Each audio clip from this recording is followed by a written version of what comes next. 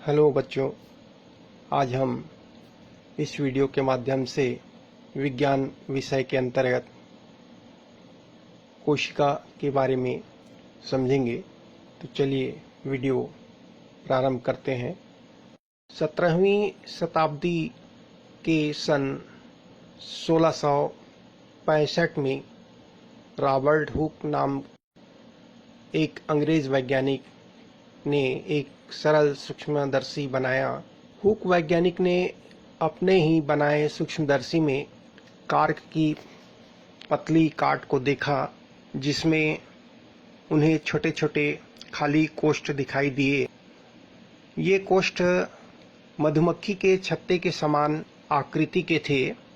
Hook वैज्ञानिक ने इन कोष्ठों को कोशिका या शेल का नाम दिया।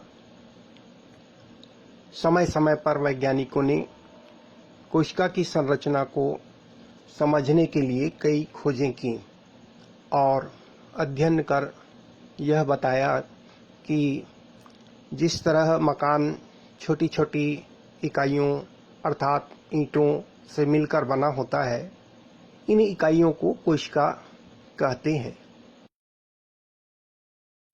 प्रत्येक जीव का शरीर सूक्ष्मतम इकाई द्वारा निर्मित होता है, कोशिका कहते हैं। कोशिका जीवों की संरचनात्मक एवं कार्यात्मक इकाई होती है। कोशिकाएं रूप व आकार में भिन्न भिन्न होती हैं। कुछ जीवों का आकार केवल एक कोशिका का बना होता है, जैसे अमीबा, पैरामीशियम आदि। इन जीवों में पोषण, श्वसन, सर्जन, जनन आदि जैविक क्रियाएं एक ही कोशिका में संपन्न होती हैं। इन्हें एक कोशिकीय जीव कहते हैं। जबकि बहुकोशिकीय जीवों में विभिन्न प्रकार के कार्यों को करने के लिए कोशिकाएं अलग अलग समूहों में व्यवस्थित रहती हैं। इन्हें बहुकोशिकीय जीव कहते हैं। प्रायः हम कोशिकाओं को बिना सूक्ष्मदर्शी के नहीं देख सकते, पर कुछ ऐसी भी कोशिकाएं हैं जो माप में इतनी बड़ी होती हैं जिन्हें बिना सूक्ष्मदर्शी के भी देखा जा सकता है। जैसे मुर्गी के अंडे का पीला भाग, शुतुरमुर्ग का अंडा। शुतुरमुर्ग का अंडा सबसे बड़ी कोशिका है। कोशिका सिद्धांत के अनुसार सरलतम एक कोशिकीय जीवों से लेकर जटिल बहुकोशिकीय जंतुओं एवं पौधों तक प्रत्येक जीव कोशिकाओं का बना होता है। प्रत्येक कोशिका स्वतंत्र रूप से कार्य कर सकती है। कोशिका संपूर्ण जीव में एक इकाई के रूप में कार्य करती है। इनमें आनुवांशिक पदार्थ उपस्थित होता है, इसीलिए कोशिका आनुवांशिक इकाई माना जाता है। सभी कोशिकाएं केवल पूर्ववर्ती कोशिकाओं से ही बन सकती है। किसी भी जीव में होने वाली विभिन्न क्रियाएं उसकी संगठक कोशिकाओं में होने वाली जैव क्रियाओं के कारण संपन्न होती है। कोशिका की जो संरचना होती है, मुख्य रूप से प्लाज्मा झिल्ली से घिरे हुए जीव द्रव्य का एक पिंड मात्र है, जिसके लगभग मध्य में केंद्रक होता है। कोशिका द्रव्य में कोशिकांग होते हैं।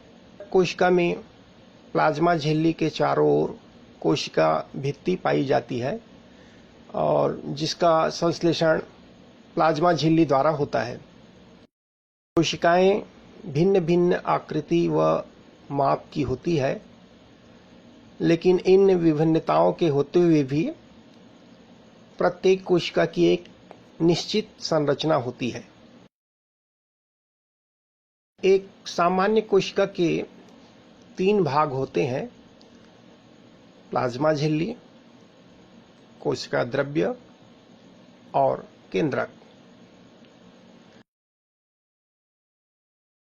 प्लाज्मा झिल्ली सभी जीवधारियों में कोशिका प्लाज्मा झिल्ली के द्वारा घिरी रहती है, अर्थात कोशिका का बाह्य कोशिकीय आवरण प्लाज्मा झिल्ली कहलाती है। सभी पादप व जंतु कोशिकाओं में जीव द्रव्य के चारों ओर एक पतली लचीली झिल्ली होती है, इसे प्लाज्मा झिल्ली कहते हैं। यह झिल्ली जीवित व अर्ध पारगम्य होती है, जो प्रोटीन व वसा की बनी होती है। प्लाज्मा झिल्ली का कार्य कोशिका का आकार बनाए रखने में सहायता करना, कोशिका में विभिन्न अणुओं के आने व जाने पर नियंत्रण रखना, कोशिका को सुरक्षा व सहारा प्रदान करना होता है। पादप कोशिकाओं में प्लाज्मा झिल्ली को घेरे हुए एक और आवरण पाया जाता है, जिसे कोशिका भित्ति कहते हैं। यह सेलुलोज की बनी दृढ़ एवं निर्जीव रचना होती है, जो कोशिका की बाहरी सीमा निर्धारित करती है और कोशिका को निश्चित आकृति प्रदान करती है।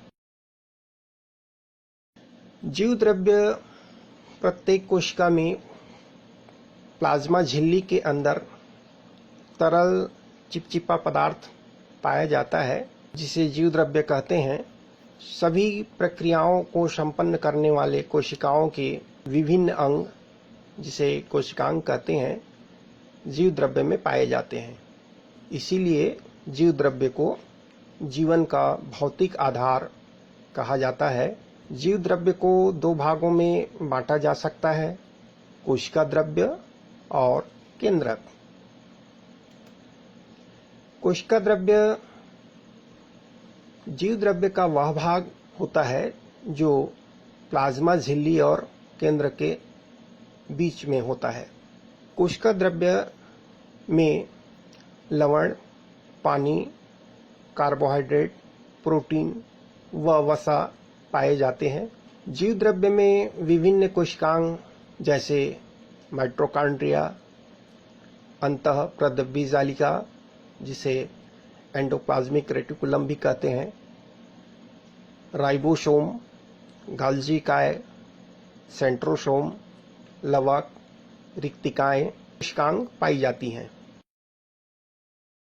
माइटोकॉन्ड्रिया यह यूकेरियोटिक कोशिका द्रव्य में पाया जाने वाला दोहरी झिल्ली से बने गोलाकार या छड़ाकार कोशिकांग है।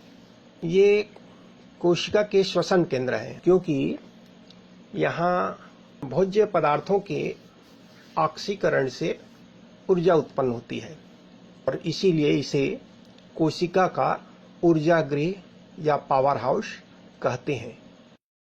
अंतःप्रद्रव्य जालिका कोशिका द्रव्य में महीन शाखित झिल्लीदार अनियमित नलिकाओं का सघन जाल पाया जाता है, जिसे अंतःप्रद्रव्य जालिका कहते हैं। इन नलिकाओं में द्रव भरा होता है, इसीलिए इनके द्वारा विभिन्न पदार्थों का परिवहन होता है। साथ ही ये कोशिकाओं को यांत्रिक सहारा भी प्रदान करती है। राइबोसोम अंतःप्रद्रव्य जालिका की झिल्लियों से सटे हुए या फिर कोशिका द्रव्य में बिखरे हुए कण के रूप में पाए जाते हैं। इन कणों का कार्य प्रोटीन का निर्माण करना होता है, इसीलिए राइबोसोम को प्रोटीन फैक्ट्री भी कहा जाता है। गाल्जी का है, इसे गाल्जी उपकरण भी कहते हैं। यह सभी यूकेरियोटिक कोशिकाओं में पाई जाती हैं, परंतु आरबीसी में नहीं पाई जाती। यह जंतु कोशिका में तस्तरी नुमा कोष कई परतों में दिखाई देती है। इनका कार्य विभिन्न रासायनिक पदार्थों का स्त्राव करना होता है। सेंट्रोसोम, जिसे तारककाय भी कहते हैं, जंतु कोशिका में केंद्रक के पास व ऊपर तारे के समान दिखाई देने वाली रचना सेंट्रोसोम है। यह केंद्रक के पास कोशिका द्रव्य में स्थित वह कोशिकांग है जो दो भागों से मिलकर बनता है, तारक परिकेंद्र तथा तारक केंद्र।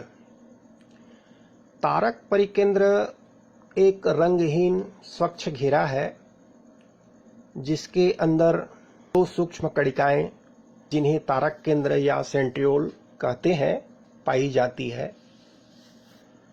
सेंट्रोसोम जंतु कोशिका के विभाजन में सहायता करता है। सेंट्रोसोम पादप कोशिका के विभाजन के समय ही बनता है। लवक प्लास्टिड पादप कोशिकाओं में पाए जाने वाला सबसे बड़ा कोशिकांग है। पादप कोशिका में बिंब के आकार की या फीतेनुमा या गोलाकार या अंडाकार रचनाएं कोशिका द्रव्य में बिखरी रहती हैं। इन्हें लवक कहते हैं।